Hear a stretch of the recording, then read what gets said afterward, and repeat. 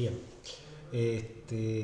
vamos a explicar el funcionamiento de los bonos indexados por inflación o protegidos por inflación.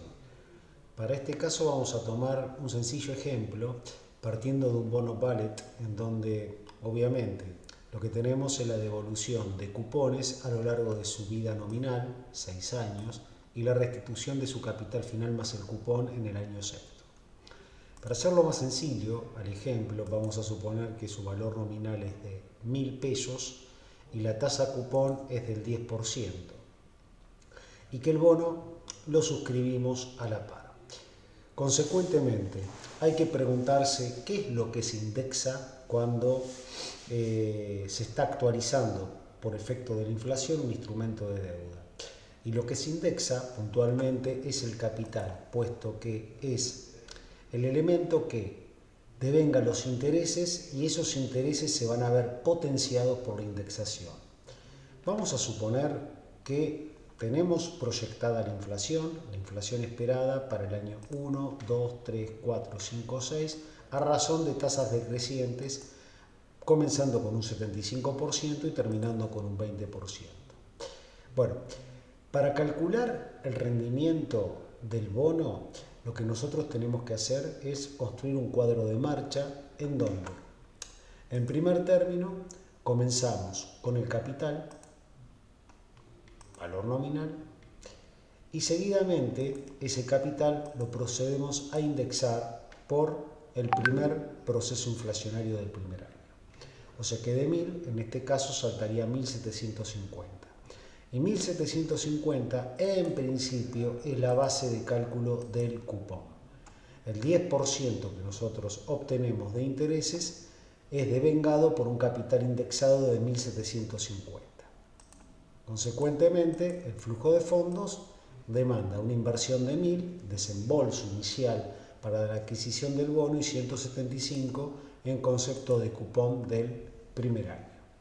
Lo mismo vale para el segundo año. En el segundo año nosotros tenemos que indexar el capital de 1.750 por un 50% a 2.625, sería en este ejemplo la cifra resultante. Y el cupón es de 262,50 pesos. Nuevamente se asigna ese valor del cupón en el flujo de fondos. Y así sucesivamente.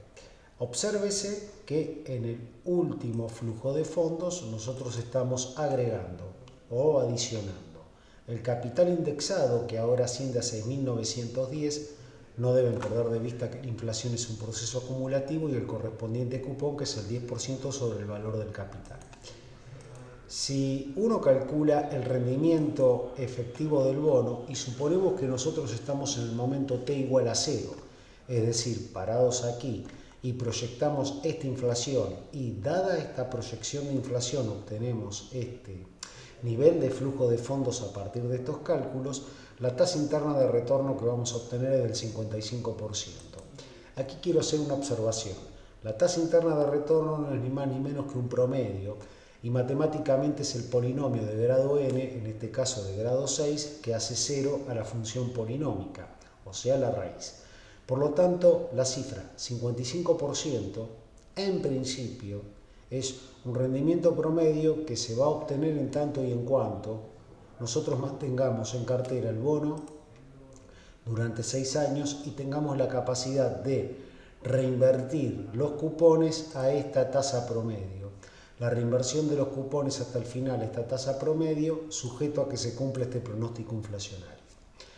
Bueno, ahora vamos a desagregar un poco ambos componentes. Puntualmente lo que nosotros vamos a desagregar es la ganancia obtenida por indexación del capital, la ganancia obtenida por la renta calculada sobre ese capital indexado y la ganancia total. Para el primer año, la ganancia obtenida por indexación del capital se obtiene como la diferencia entre el capital indexado en el año 1 menos el capital inicial, y la renta obviamente representa el 10% del capital indexado tomado como base de cálculo. La ganancia total es la adición de esos dos conceptos.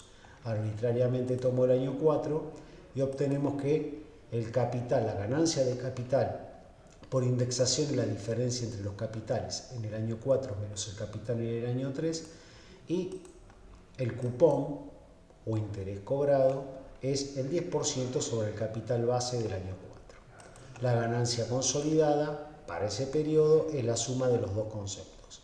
Obsérvese que la ganancia por capital indexado representa para el primer año un 81% contra un 19% que representa la renta, esto sobre el total de la ganancia calculada, y la cifra o la participación de la ganancia por renta o por intereses aumenta a medida que va disminuyendo la participación en concepto de ganancia de capital. Esto es así debido a que la proyección de la inflación va disminuyendo. Si yo quiero calcular el rendimiento nominal del bono, o sea, la tasa nominal que el bono o aparente pagó, simplemente tengo que tomar la ganancia total sobre el capital inicial, que para el primer año representa un 92,5%, fruto del cociente en el numerador de la ganancia por capital, la ganancia por renta, el total sobre el capital inicial expuesto. En el segundo periodo representa un 65%, producto del cociente entre ganancia de capital más renta, que asciende a 1.137 sobre el capital inicial, y así sucesivamente.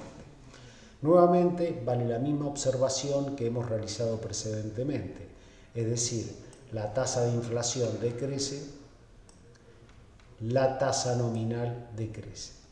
Ahora obsérvese que el rendimiento real siempre va a ser el mismo. Si yo aplico la ecuación de Fisher, vamos a ponerla aquí, vamos a mostrar la fórmula, que es 1 más la tasa nominal dividido 1 más la inflación esperada menos 1.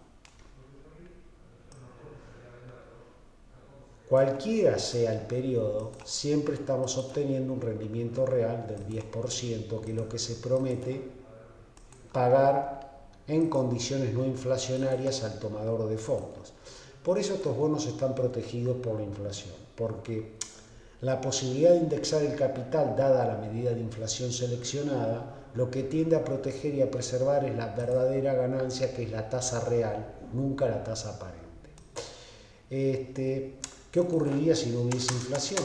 Bueno, básicamente el comportamiento del bono es similar al comportamiento de un bono no indexado. La tasa nominal coincide con la tasa real, no hay indexación del capital y lo que uno tiene solamente es la ganancia generada por el pago de los cupones.